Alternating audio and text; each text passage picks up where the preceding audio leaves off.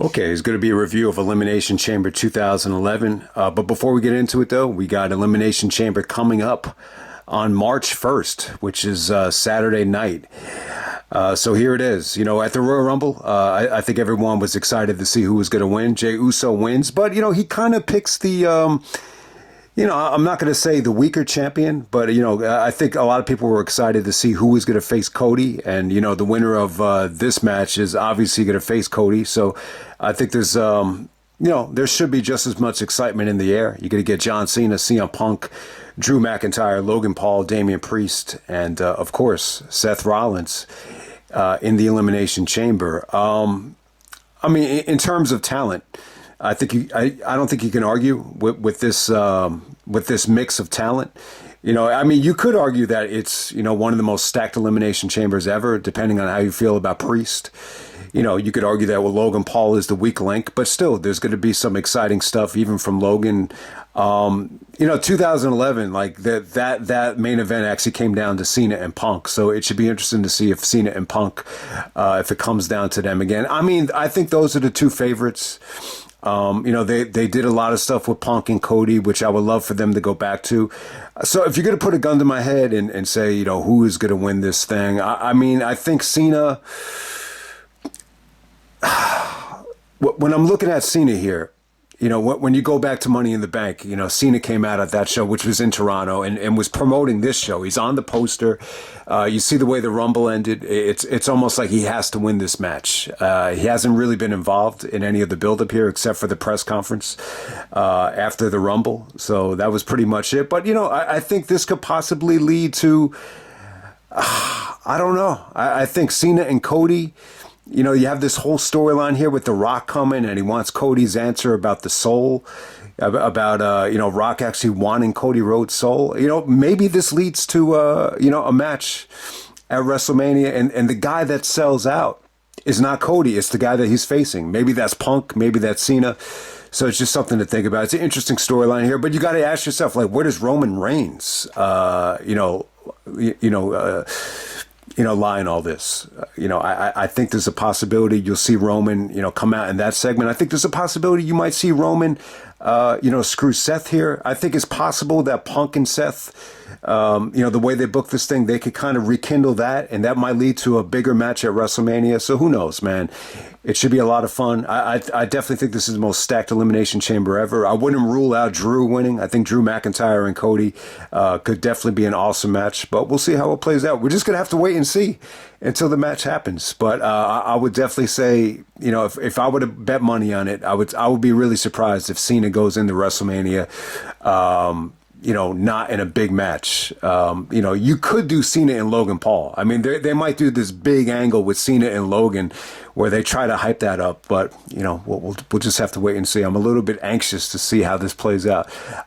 You know, Sami Zayn and Kevin Owens, the unsanctioned match, you know, that should be awesome.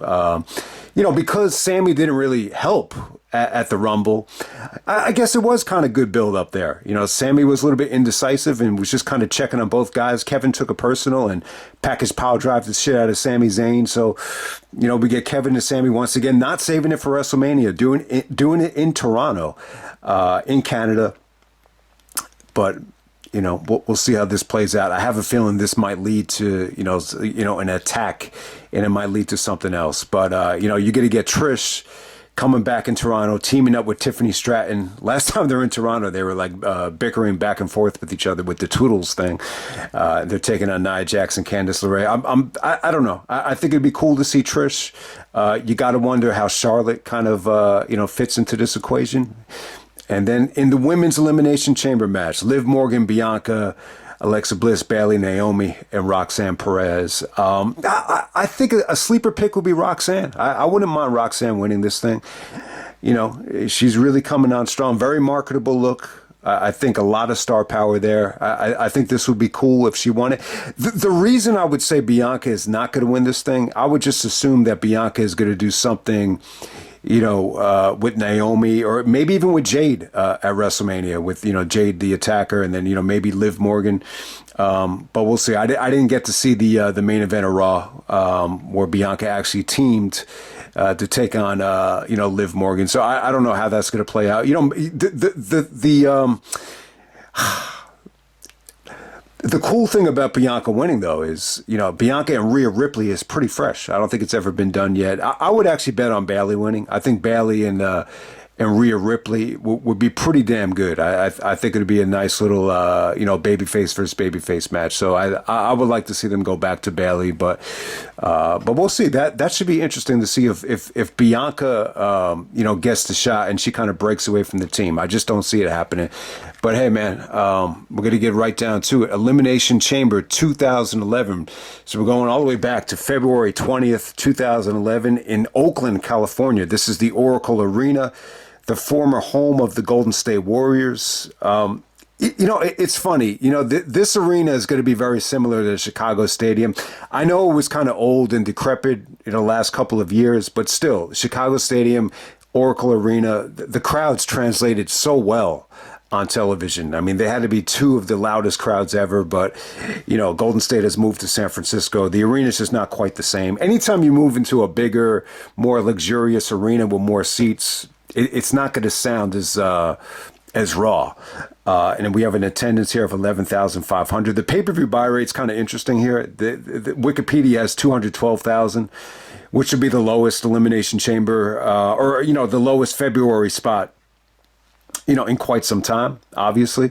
You have to go back to like 98 to find a pay-per-view that did worse than this. But when you look at Cage Match, it said absolute 285,000. I don't know if they're, accumulating the worldwide totals as well. So 212 in America, maybe 285 worldwide.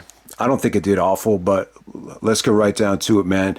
Elimination Chamber 2011. This actually took place during the All-Star Game, if anyone remembers. Remember, Kobe did win the MVP that year. And that's one of the reasons why the All-Star Game has gotten worse, because Kobe's not playing anymore. All you need is one guy to take this shit serious, and it kind of changes the dynamics of the game. But hey, man, that's one of the reasons I didn't get to see it live. But Daniel Bryan actually on the pre-show against Ted DiBiase. I wish I had seen that. Our first match tonight, we got Alberto Del Rio, the 2011 Royal Rumble winner, taking on Kofi Kingston. Kofi's actually the IC champion, but the title's not on the line here. All right, so this was interesting. They actually start off with Del Rio opening the show, and then the Chamber is second, because Del Rio's going to make a big, appearance where he takes down Edge. So you want to have Del Rio kind of set the tone in the beginning. I actually like that. This way they don't have to follow the Chamber.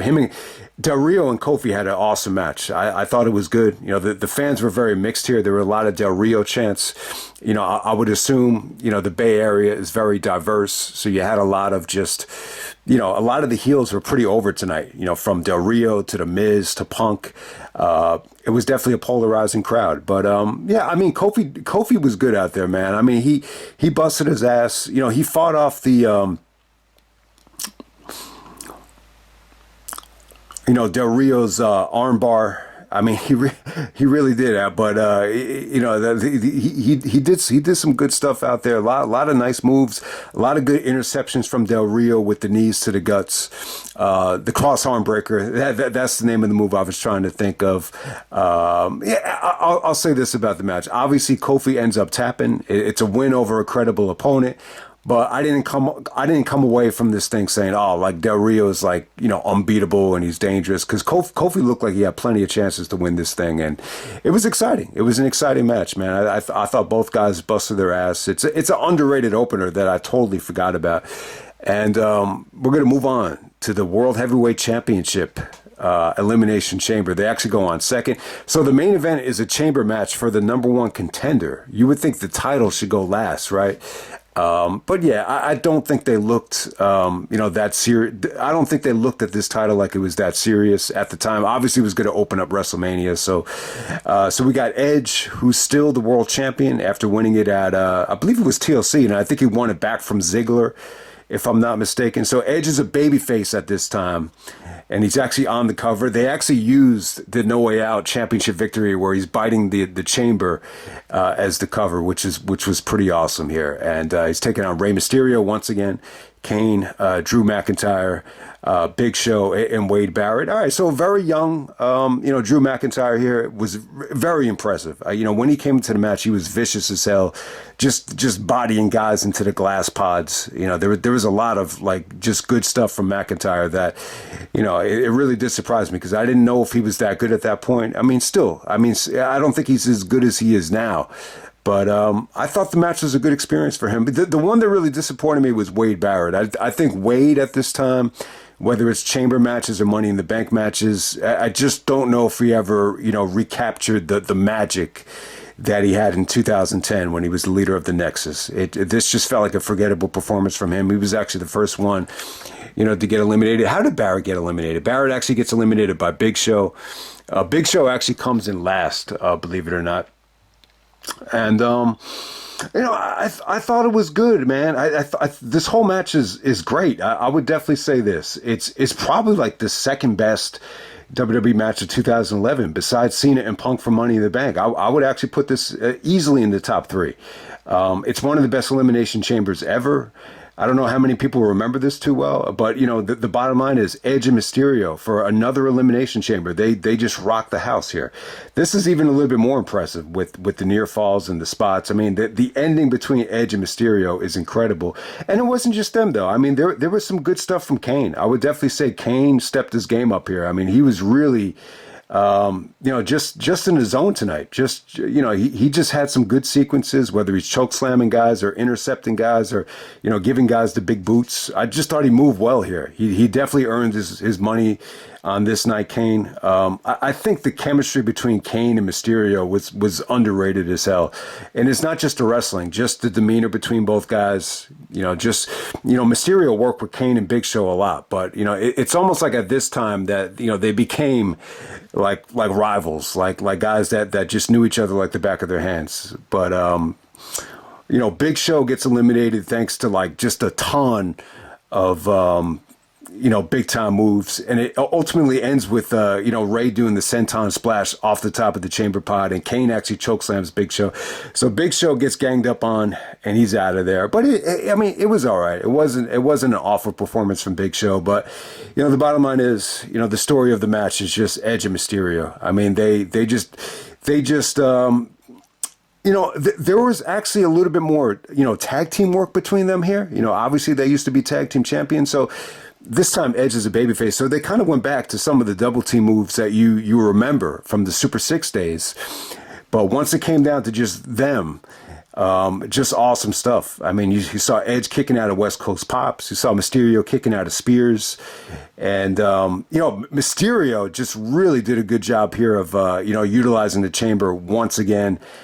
He actually, he got upstaged by Morrison, I would say, in terms of, maybe the best guy to ever use, the actual steel of the chamber. But the ending is sick. Mysterio goes for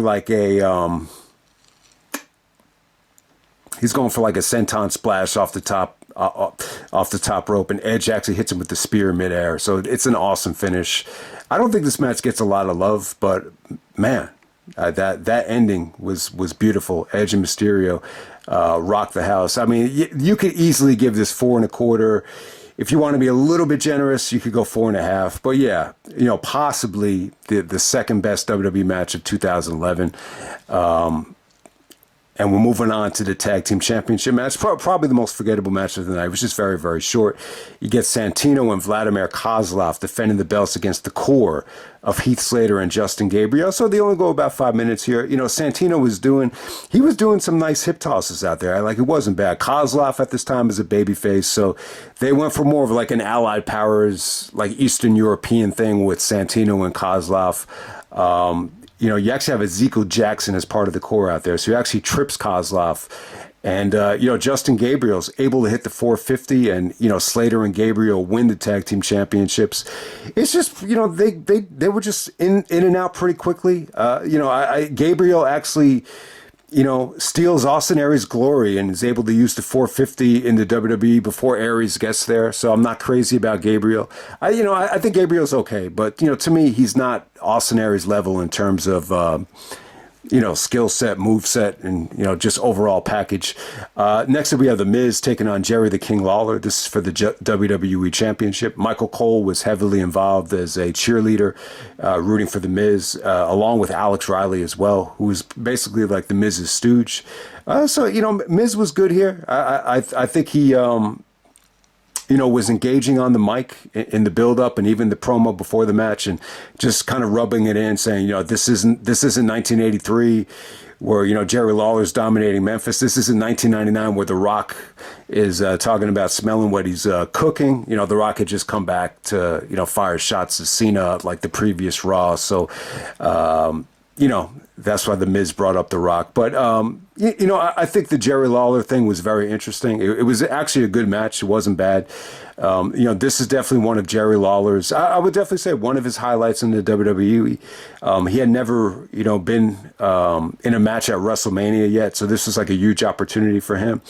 And he made the most of it. And one of the best, unintentionally, just great promos from Jerry, whose mother actually passed away that week. So, he even said, this is supposed to be the biggest match of my life, but unfortunately I haven't had much time to think about it. All that's been on his mind was his mother. And I'll tell you, at this point, he's 61 years old. So, most people that live to 60, don't get to enjoy, having their mother around. But I'll tell you what, man, and my dad went through this as well, but when, it doesn't matter how old you are. When you lose your mother, there's nothing you can do that prepares for it. And it was a breath of fresh air to see Jerry, this real and this authentic in a promo. I actually prefer like this version of Jerry Lawler, but this worked for a lot of reasons because you were able to give The Miz a win over a credible opponent, but at the same time, like Jerry is still past his prime, and there's a generational gap. So it was a believable victory for Miz, but it was still credible though because of Jerry's Hall of Fame success and resume. So it worked really well. It kind of put over Miz as like a young, bad, hungry, cocky heel, and you have Michael Cole out there kind of being a cheerleader, to kind of rub it in Jerry's face, to kind of set the stage for their WrestleMania disaster. That ended up being Jerry's first WrestleMania match, but because he was always on commentary for WrestleMania, so that's why he never really had a match because he was so valuable on commentary. But the match wasn't bad. I think Jerry is good at he. You've heard this time and time again from JR. He's maybe the safest, wrestler in the business in terms of he knows how to throw punches. He knows how to do big moves without hurting people. And he knows how to work the crowd too. And, I thought it was okay for them. It seems like more people like this match even more than me. So, yeah, the match is pretty good. So I think everyone will be pleasantly surprised with it. Miz goes over with the skull-crushing finale. I thought there were some weak moments for the Miz here, but overall, I would say I'm a little bit more positive on this than negative. I think this was fine. I think if you're going to have the Miz go over, like even having him go over Mysterio in this spot, wouldn't have been that believable for me. So I think the Lawler thing was actually pretty cool in retrospect, if you want to be honest. All right, next up we have the main event for a WWE Championship match at WrestleMania 27, which was in 2011. So yeah, that's one of the reasons I wanted to review the show now, because I plan on doing a remix for WrestleMania 27. Really like the only WrestleMania that needs a remix with the crappy audio. And it definitely needs a different picture. We have Daniel Bryan bleeding in the picture there, because I was really upset that he was pushed off the card. But hey, man, we're gonna get back to this match. We got John Cena, CM Punk, John Morrison. We got King Sheamus. I forgot Sheamus won King of the Ring. Randy Orton and R-Truth. Yeah, I forgot Sheamus won King of the Ring. I wanted to just say this about Edge though. You could really argue that Edge is the most decorated wrestler in WWE history. And he might be the only guy to win Money in the Bank, multiple Elimination Chambers, multiple Royal Rumbles, the King of the Ring, and he's over a 10-time champion. Is there anybody else that could say that? Triple H never won Money in the Bank. Cena never won King of the Ring. Randy Orton never won King of the Ring. So, yeah, I mean, Edge might be the most decorated star ever because of that. But, yeah, it's kind of funny that they were calling Sheamus the King Sheamus at this time. I totally forgot about that. I didn't even notice that in the match. I think the match was cool. You know, Morrison really stole the show here. So it started off with Morrison and Sheamus. It wasn't the most engaging start to the match. I think it's a very inconsistent Elimination Chamber. It's not bad. I don't think this comes up a lot, but it's definitely not one of the weaker ones. It's good. It's got a memorable finish. I think it was some interesting booking ideas here. Morrison was really awesome at using the chamber to his advantage. He did some incredible, like, springboard, insecurities out of nowhere that came off great. There's actually a sequence here where Sheamus tries to give him like a razor's edge off the top of the chamber pod, and he escapes from it, and he actually kind of crawls to the top of the chamber and just kind of drops on Sheamus to put him away. It's really cool. It's one of the best Elimination Chamber spots ever. I mean, I said RVD and Mysterio were the best at using the actual chamber. I think it might have been Morrison. And I know people kind of laughed at his DVD when he's kind of jumping all over the hallways and the ceilings and everything. But hey, he was able to kind of, cash in on it here, and it made for a great moment. So give him credit. Trish was actually on the show with Booker T to hype up Tough Enough. And, ultimately, I think that's what sealed Morrison's fate. He was very critical of Trish, taking a spot away from somebody at WrestleMania. I think he had a tag against her or with her. But hey, man, you get to team with Trish. I just think you make the best of the situation, no matter what. So I don't know. It just seemed like this was Morrison's last like big push right here, and this was kind of it. I think he did main event Extreme Rules. But hey, man. Back to this match right here. Really, one of the more interesting stories of the match is Randy Orton and CM Punk. They did a good job of building up their WrestleMania match. Before Punk comes out of the pod, Orton is just kind of waiting for him. And Punk, I think the story was that Punk was trying to sell that, or just kind of fake that he couldn't open up the pod. So Randy basically just takes him out of the pod, and he's able to RKO him. So Michael Cole actually gets on the mic. You get that email from the anonymous general manager, and then Cole gets a ton of heat. And he's like, because Punk wasn't able to officially, exit his pod,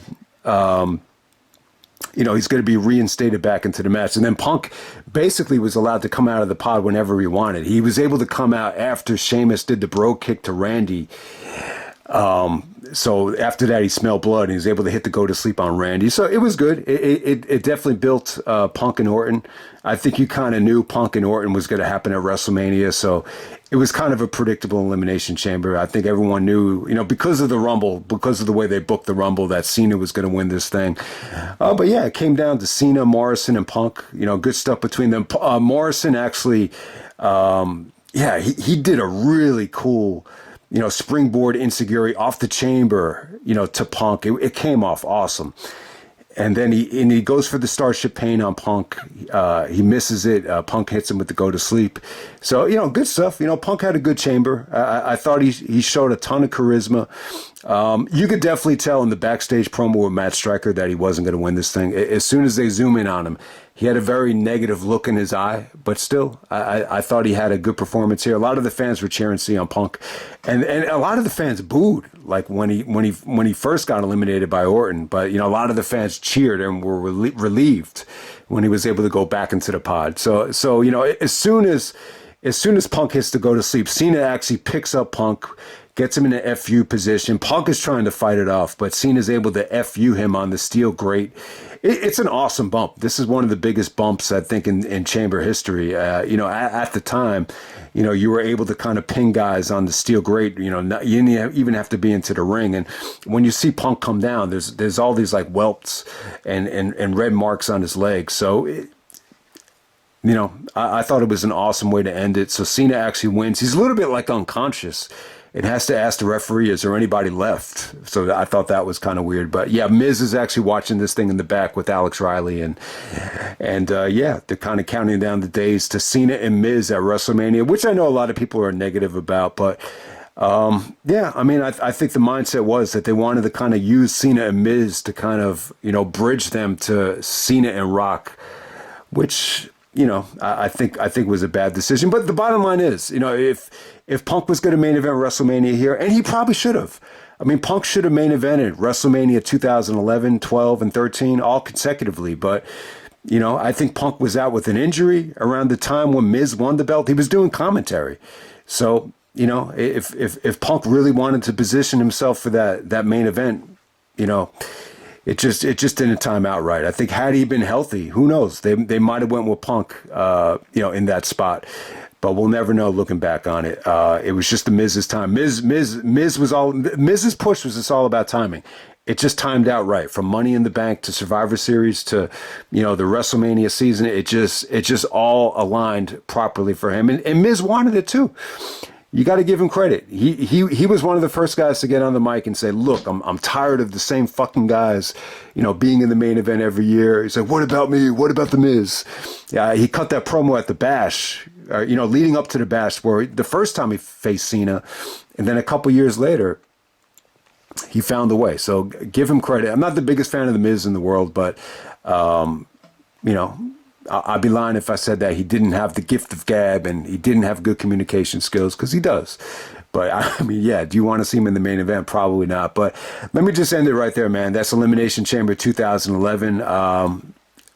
I thought it was a good show. Once again, you get two great Elimination Chamber matches. I think at this point, though, it's tough to kind of remember them, because you're seeing, so many of them. So it's tough to kind of, give these things their own identity. And seriously, guys, that's one of the worst things I think Vince had ever done, was to get rid of these traditional pay-per-views that I love, whether it be No Way Out, Judgment Day, Fully Loaded, No Mercy, Unforgiven, and to go with a gimmick pay-per-view every single month, from Hell in a Cell to, Breaking Point to, Elimination Chamber to TLC. It's just, I don't know. Someone must have said to Vince, like, the pay-per-view buy rates are going down.